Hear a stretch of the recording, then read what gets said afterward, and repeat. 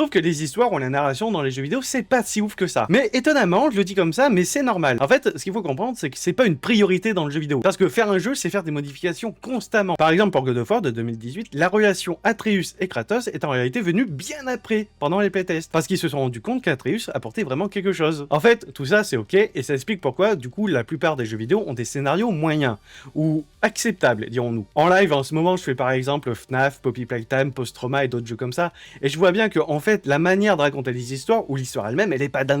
Mais encore ça passe. Mais ce qui passe pas du tout, c'est d'utiliser le lore ou l'histoire pour justifier du mauvais gameplay. Bah ouais, parce qu'avec ce que je viens de te dire au début, bah en fait, le scénario vient après. Par exemple, dans les Souls-like, des jeux réputés très durs, c'est assez commun d'utiliser le lore pour justifier pourquoi il n'y a pas des points de spawn directement à côté des boss quand tu meurs. Parce que oui, encore une fois, ce sont les devs qui font les jeux. Donc du coup, s'ils veulent rajouter des dragons, ils ont pas besoin du lore. Ils le rajoutent. Enfin voilà, n'hésite pas à me dire ce que tu en penses dans les commentaires ou directement en live. En tout cas, grand respect à celles et ceux qui conçoivent les histoires et la narration dans les jeux vidéo. Finir comme les pattes.